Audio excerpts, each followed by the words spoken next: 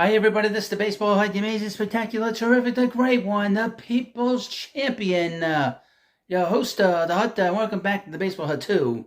Hope you like this video and hit that subscribe button. Well, it's no joy in Mudville. Scott Boras got fired. A client fired Scott Boras. Now, as you know, this was not a great offseason for a lot of free agents. A lot of Scott Boras free agents did not do well. Blake Snell didn't sign till end of spring training. JD Martinez did not sign till the end of spring training, who's now injured. And now of course, Matt Chapman didn't sign till the middle of spring training. And now we have Jordan Montgomery. So there was a reaction to this. It's a reaction to this market, this lousy market. And it wasn't a great market to begin with.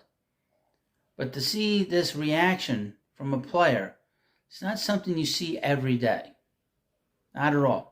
Here's from FoxSports.com. Headline: Jordan Montgomery reportedly fires agent Scott Boras after long free agency. It was long. It didn't end. After a free agency that nearly dragged out until opening day, Arizona Diamondbacks pitcher Jordan Montgomery's fired his agent, powerful MLB figure Scott Boras, according to a report from ESPN.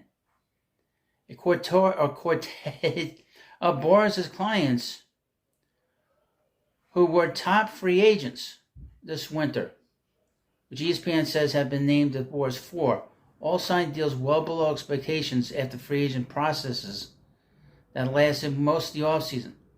Montgomery's lasted the longest as he agreed to a one-year, $25 million deal, which includes a vesting option to up to $25 million for next season on March 26th. 2 days before the Diamondbacks season began.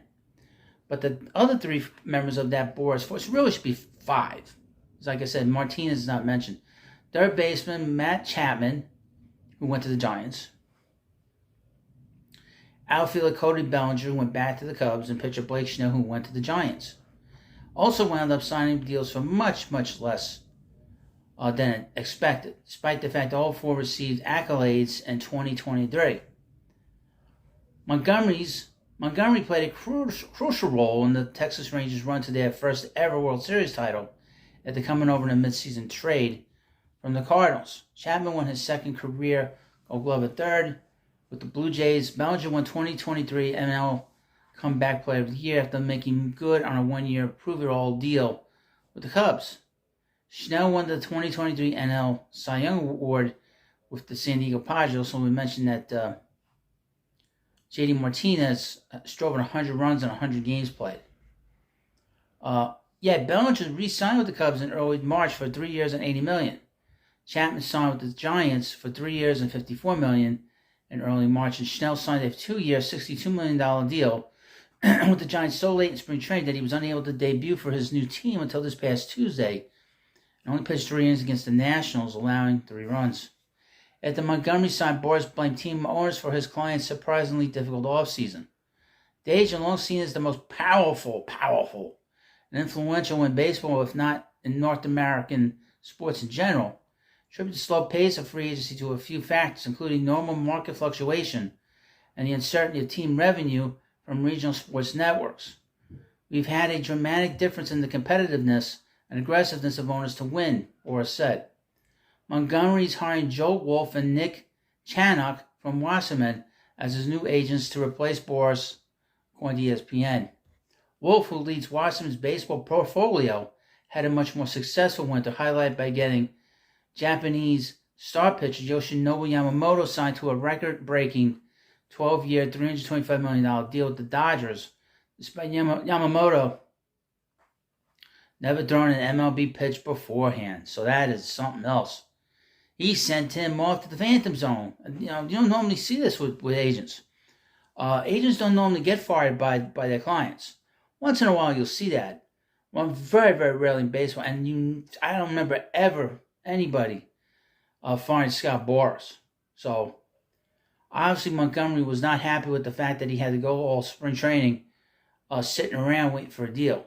And he probably blamed Boras for it. Obviously, you can't fire you can't fire your boss, but you can fire the guy that represents you. And I would mention, the players allow the agent, to to do what they want them to do. So I would mention this also, before I forget. It's not the first time that Boras has screwed up free agency for a player. In 2021, the Mets had offered outfielder Michael Conforto a 5-year contract over $100 million, which would have been a very good deal for him.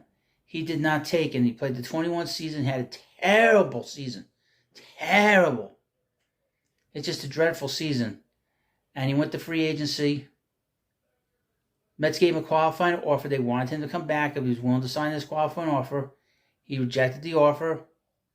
No team wanted to sign him prior to the Major League Draft. Mets lost the compensation pick that they would have gotten if he signed with another team. And then meanwhile, that winter, Michael hurt his shoulder and he couldn't play anyway. So any team that would have picked him up might have had him just for September. And then last year, he signed a 2-year deal with the Giants, and half the year he was hurt. So you talk about a guy that screwed up his whole entire free agency, but that's also getting bad advice from your agent. The agent should realize that Michael Conforto is not a guy you put your team, you don't center your team around him, you don't build your team around him. He's a supplementary piece. He's a guy who can bat 6 in your lineup, 7 in your lineup. He's a professional hitter, but he has a lot of warts in his game. And they should have taken the deal with the Mets, and that's the bottom line, And that's the story. Yeah, and that was not a good deal by Michael, and it wasn't a good deal by Boras. I'm surprised Boras has not gotten fired before this because I think he might be slipping. That might be a possibility. Well, you let me know what you think about this video, and of course, please subscribe to Baseball Hut 2, and I'll see you later.